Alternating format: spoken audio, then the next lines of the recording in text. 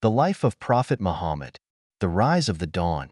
At the time of Hazrat Abdullah's marriage, his age was approximately 17 or 22 years. In Arab tradition, it was customary for the groom to live at his in-laws' house for 3 months after the wedding. Accordingly, Hazrat Abdullah stayed at Hazrat Amina's house for 3 months before returning to Mecca with her. Before Islam, in the pre-Islamic era of ignorance, Jahiliyyah, formal marriages were not common.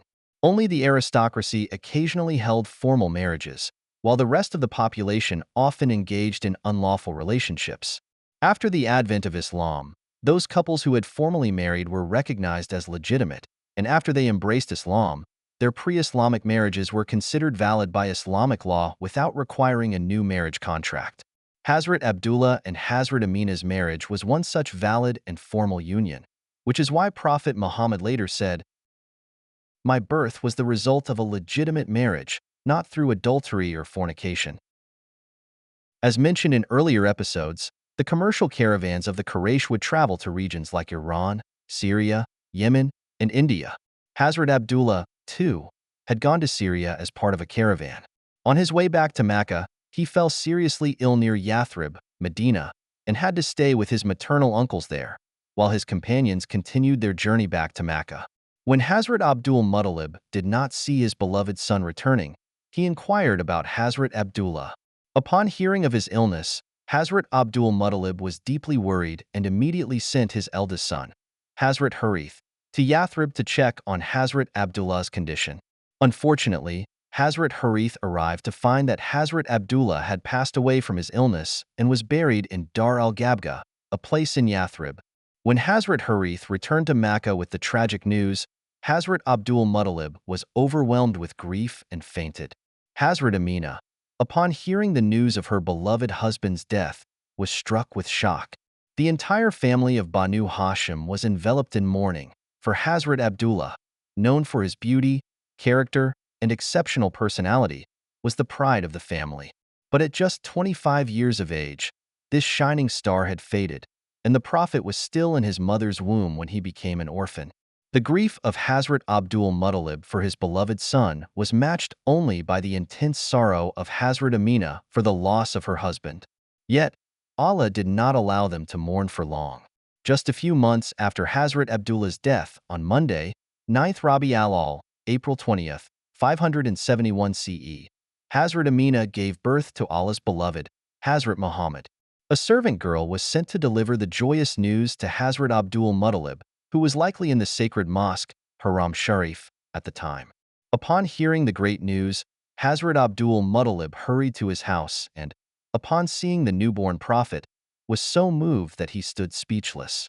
He then expressed his feelings in a few verses, praising the beauty of the newborn, declaring that the beauty of the prophet surpassed even that of the gilman, young male servants, and thanked Allah for granting him a replacement for Hazrat Abdullah.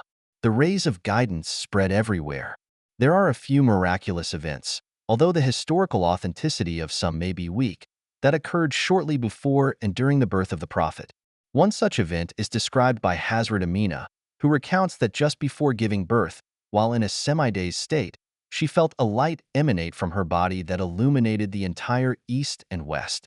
After this light appeared, she felt relief from the labor pains, and then the light gathered close to her. She felt as though this luminous being had taken a handful of soil from the earth and brought it to her, which she took in her hands. Then the light turned its gaze toward the sky. Hazrat Uthman ibn Abi al-Az's mother narrates that she was present during Hazrat Amina's delivery, and she saw nothing but light. Furthermore, stars appeared to come so close to the earth that they seemed as though they would fall. Similarly, Hazrat Abdul Rahman ibn Auf's mother, who was serving as a wet nurse at the time, recalls that when the Prophet was born and placed in her hands, such a light radiated from his body that it illuminated the entire room, including its walls.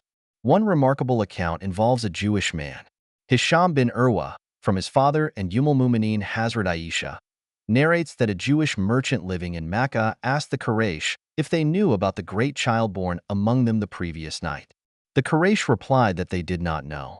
Upon further inquiry, it was revealed that the child was born to Hazrat Amina, the daughter of Wahb, the wife of Hazrat Abdullah. The Jewish man asked the Quraysh to take him to see the child. When the Jewish man was brought to the newborn prophet, the people saw that his face was more radiant than the moon, shining with the light of prophethood. The Jewish man then looked at the prophet's back, where he saw the seal of prophethood, a cluster of hair resembling a horse's mane, located between his shoulders. Overcome with awe, the Jewish man fainted. When he regained consciousness, the Quraysh asked him, "What happened to you?" He wept and exclaimed, "Today, the line of prophethood has passed from Bani Israel to your people." He then blessed the Quraysh, saying, "This news will spread from the east to the west.